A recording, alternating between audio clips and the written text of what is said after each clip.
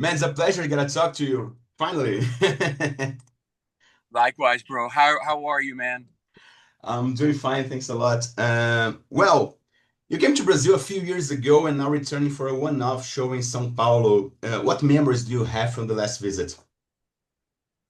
Oh man. So it was my first time in South America. So just being there in South America alone was insane for me because I've always wished to be there. So and then when I saw, sold out crowd ready to go for a rock show, I left there in amazement. And so I've been there again since that time, two more times. I did some Crush 40 work in Santiago. I just finished another show in Santiago with Crush 40 music. Just tons of amazing rock fans in South America. So this time is going to be even better. I'm ready. Your career spans different phases and audience. How do you go about creating a setlist that pleases fans of all of the phases? Well, that's a great question, and this is something that can be difficult at times because I have Crush 40 fans, I have Axel Rudi Pell fans, Hardline fans, Johnny's solo album fans. So this time in São Paulo, we're going to have a full band, live band, and my set, which will begin at 9 p.m., will encompass all of my bands. Axel Rudi Pell songs, Crush 40 songs, Hardline songs. So everything will cross pollinate. So it's going to be like McDonald's supersize. It's going to be extra large French fries. We're throwing it all in there. We want to Do, please every person. I want every fan of mine to be there and to get a taste of all the music that I've made throughout the years. Sort of like a reunion of music. do you try to include deeper cuts or fan favorites that aren't the most obvious choices for a setlist? You have to play the classics. If I did a show without playing Hot Cherie from Hardline, the fans would kill me. But so I try to do some of the classics, of course. But music is about a feeling, and I also pick songs that I love to perform, that I feel good performing, that I love to sing, and that I know that the fans will feel me singing those particular songs. So it's sort of a combination of um, of um, of dealing with what I know the fans want and what I really love performing live. Is there any song you like to include on the set, but end up leaving out like, too much of a B-side? No, not really. I'm sorry for the interruption. As I'm doing this interview, I'm getting 7,000 phone calls. Um, you know, to be very, very honest, which that's the way I am. There really isn't a Let's stop over here for a few minutes. There really isn't a song that I hate. Really, I don't have any songs that I go, oh God, I hate playing that one live, or I hate that one off of that. I hate that album. I love all the work that I've done, and I'm proud of it all. And so I'm just gonna make the set just a really nice historical combination from the past. We of course we have our double eclipse 1992 fans that want to hear classic hardline, and then you've got young, 16, 17, 18, 19 year olds that want to hear the Crush 40 music. So anyway, it's going to be an incredible blend, like just bake a big old freaking music cake. Will you have the time to explore the country a bit? Never. I'm in and out because I have to get right back to Europe for more work. Currently, what's going on is we have a new Axel Rudi Pell album that we're writing right now, that Axel's writing, and I will sing on that album in September. Then I have a brand new Hardline album that we're writing right now that will be released in April. And I have a tour. I have a tour in September um, with Axel Rudi Pell. Bro, I'm so busy. I'm booked into 2027. Thank God. I'm not complaining. But do I have time to be a tourist? I wish I did, man. But unfortunately, shows like this, I'm flying to South America. I'm going to see rehearsal room. I'm going to see my hotel room, the breakfast room, and the rock and roll room. Well, I'd like to move on to some career spanning questions. Is that okay? Sure, brother. Sure. Starting with Hardline, Double Eclipse is still celebrated today. How do you see the legacy of the album over 30 years later? First of all, it's insane to me that it's been over 30 years because that album still feels as fresh today, especially playing it live, as it did, 30 plus years ago. I don't know where the time went, but I will tell you that Double Eclipse, Hardline, that was the start and the pinnacle of my career. It really was. And it's mind blowing to me how people remember this album. Not only that, again, it cross pollinates to younger fans. And as they discover it, it becomes like brand new. So, playing those songs live for me is as fresh as playing them 30 plus years ago. If you had to unpick, if you have to pick one track from Double Eclipse to introduce the band to someone new, which one would it be? Rhythm from a Red Car, my brother. She threw me rhythm. Ba, ba, da, da. Absolutely. I mean, everyone loves Hot Cherie because it was a top 10 Billboard hit. But live, if you want to understand what Hardline was all about, you listen to Rhythm from a Red Car, and then you get the entire feel. Like you can imagine what's going to happen on stage. It's great. I still get excited when I see it in the list, and I know we're getting closer to that song. I still get excited like a little kid. Hardline has been releasing albums constantly in recent years. How has it been to keep the name alive with the new lineup and a more modern sound? It's been a little bit of a challenge because, you know, everyone always refers back to album number one, which is Double Eclipse. And I understand why. Classic album, very, very popular, very, very famous album. I get it. But this lineup has been in place for 10 plus years now with many, many albums. And it's different. I mean, my voice is the same. It's my voice. I'm the voice of Hardline. But, different members, different musicians makes a different sound. So at times it's been a challenge, like, oh, it doesn't sound like Hardline. It doesn't have to. I'm continuing the legacy of the name. That was my baby, man. I gave birth. It hurt. I gave birth. I gave birth to Hardline, and now we have a storm in the mountains, and so I want to keep that legacy continuing. Uh, So at times it's been challenging just because of the reference of Double Eclipse, but overall, bro, there's Hardline fan is a Hardline fan. They're there from the past and they're there now. Among all the Hardline albums, except for Double Eclipse, is there one that holds a special meaning for you, whether due to the creative process or the impact? Fantastic question, bro. And that album is Leaving the End Open. Leaving the End Open was probably my most lyrically deep album.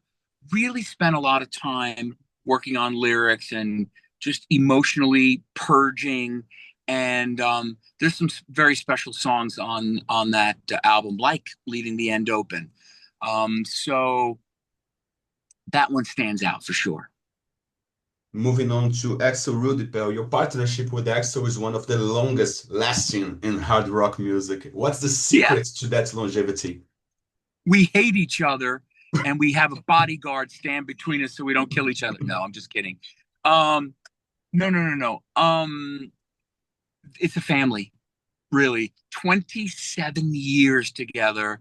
I can't, maybe 30 albums, including all the other, we've done like a Ronnie James Dio tribute album. We've done ballad albums, all kinds of stuff like that.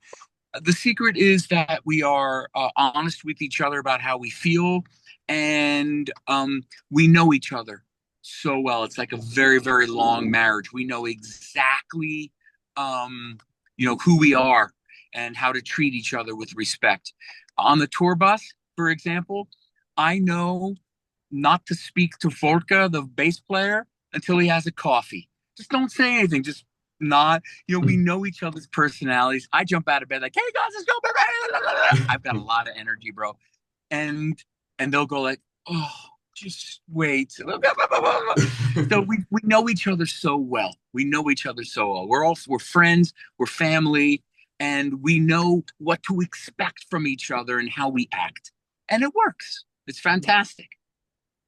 How do you and Axel decide the musical direction of each album? I mean, do you take part in songwriting or do you prefer to focus on the performance? For Axel Rudi Pell, Axel writes all the music. He writes all the lyrics.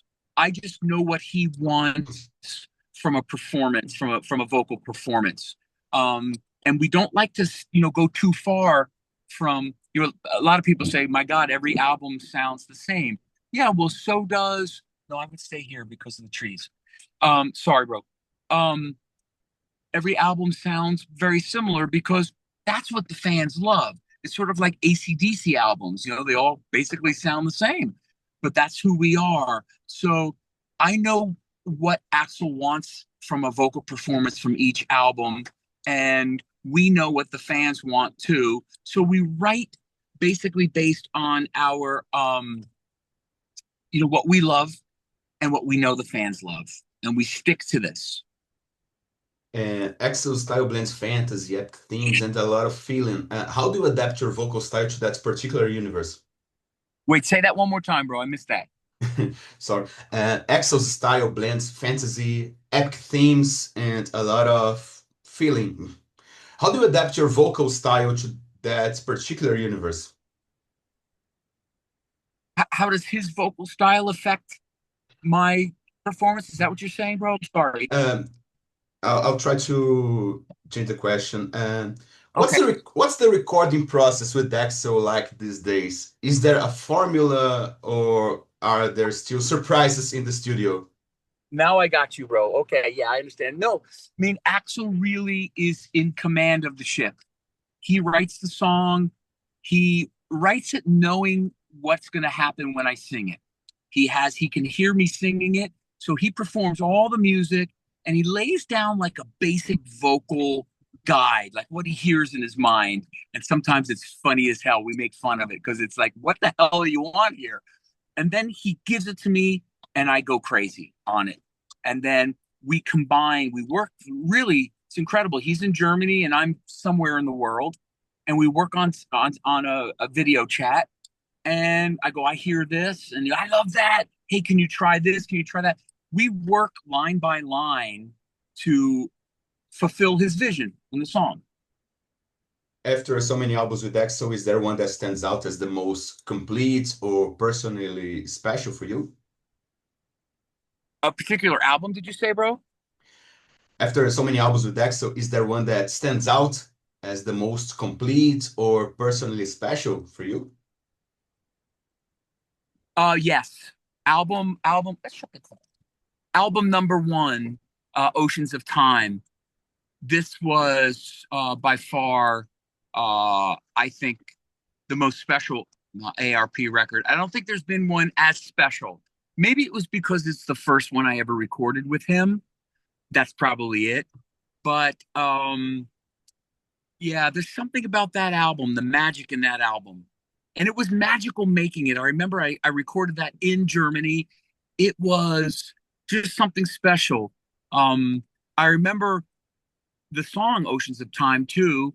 And I don't like anyone in the studio room when I'm singing. I engineer, I control it. I'm a control freak.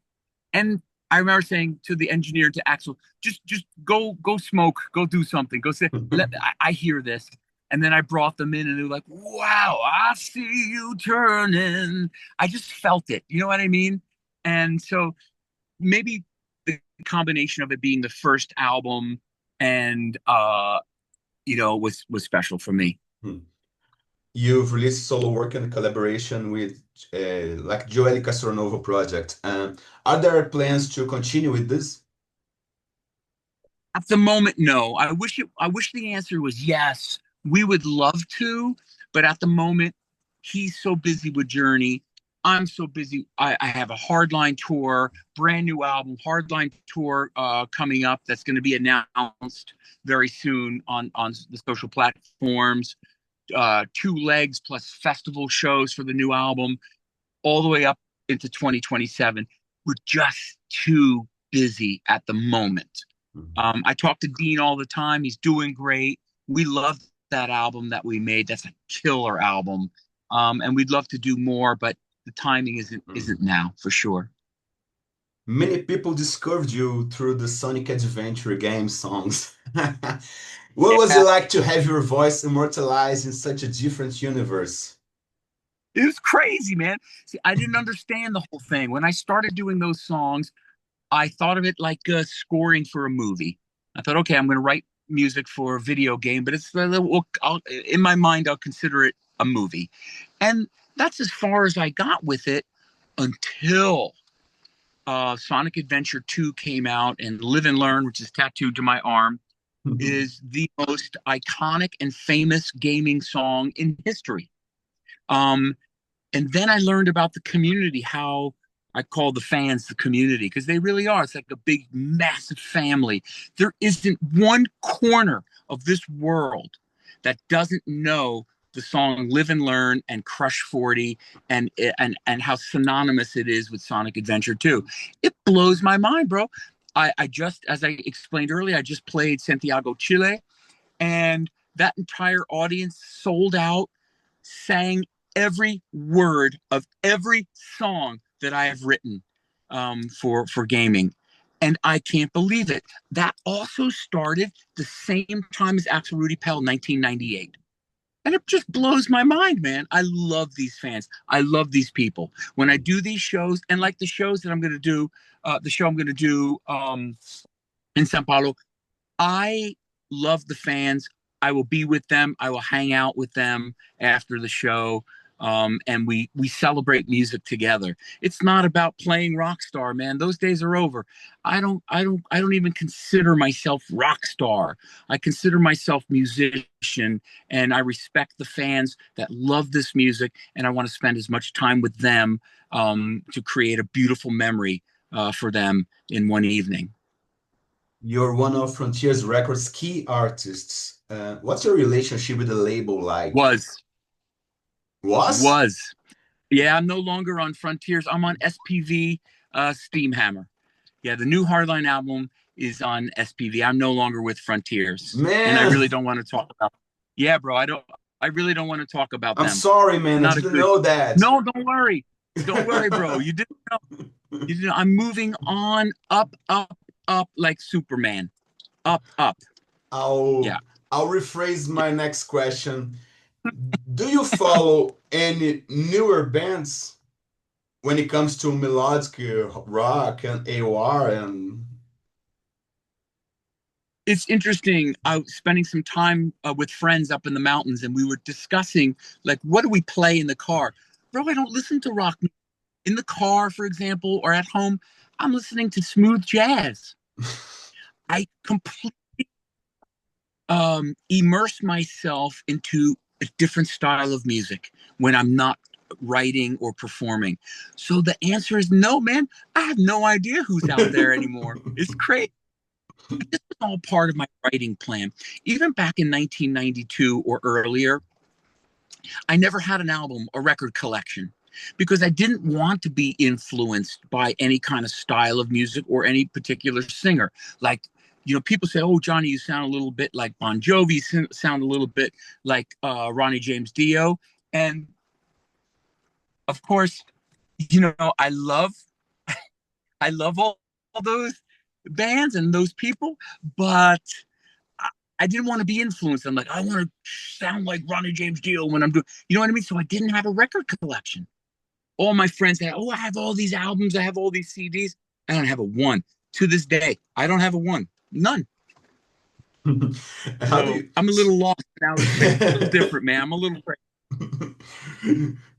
regarding those, how do you see the impact of streaming on today's marketing, especially for hard rock and melodic rock artists? What do you mean? How I feel about streaming? Yeah. Well, I knew it was coming, bro. I knew that eventually we were not going to be buying albums. I knew this for a long time. I There's two ways to look at it. I have a lot of musician friends that frown upon streaming, and I say to them, "Listen, man. Before, the only way you could get music was to walk into Tower Records or to Animal Records. Thank God, Animal Records still exists today in São Paulo. Woo, my brother, Carlos, my brother, Animal Records. Okay. Anyway, I love him. So, it's very rare now. I knew it was going to become rare to be able to purchase albums this way physically, right? So, the digital world opened up an opportunity where more fans, more people around the world, look, man, third world countries have internet access now and can now listen to music, all kinds of music, any music they want. So I love it, bro. I love it. Yeah, I know that for some musicians it feels unfair because, for $10, let's take the US, for $10 you can have Spotify and you can listen to anything. Yeah, I get it. But the spread of your music to every single crack and corner of the world is now available to a musician. So I love it. I love it. It shouldn't all be about money. It should be about exposure and the love of having people around the world listen to your music. I favor that more than the money. What keeps you motivated to keep recording and getting on stage? My pure amazement. I'm a religious guy, and every time I complete an album, I say, thank you, God. Where did this come from? How did it happen? Where did these words come? Sometimes I'm amazed, not in an egotistical way. I'm amazed that the work came out. Like, where did this great song come from? So that's my motivation. My motivation is that I'm amazed that the music keeps coming and the lyrics keep coming and the ideas keep coming and the music keeps coming. And I couple that with the fans wanting it. When you guys tell me, Johnny, it's enough, you don't sound the same vocally, or the music isn't good anymore, that's when I'll go fishing 100%. That's when I'll retire and I'll stop. I'm not going to be one of these guys that continues in my 70s and 80s and I can't sing anymore. No, I'm gonna stop when you guys say I don't sound correctly anymore. That's when I stop. But so my motivation is really the happiness in the fans. Let's take a Crush 40 show, for example. Man, some of this gaming music was the literal childhood of fans. And for them to be able to experience this live and hear their childhood song live, that's the motivator for me. Happiness, making people happy, man. I say this before I go out on stage. I say to the guys, whether it's Crush 40 band members or the band in São Paulo, for this show, I say, let's go make people happy, because that's my motivation. I tell the fans every single show how grateful I am because they gave me my life. I didn't create it. You guys created it for me. So all of those things together, that's my motivation to keep going. And I have a lot of energy, bro. To wrap it up, what would you like to say to your Brazilian fans who followed your career for so long? Oh, man. You know what? First, I have to apologize because it's been too long. We should have been in Brazil years and years ago performing. Shame on us. So for me, it's an apology to Brazil, but I'm coming, and I'm going to keep coming until you're sick of me. One last request. Could you please put the horns up for the screenshots? Dude, you kidding?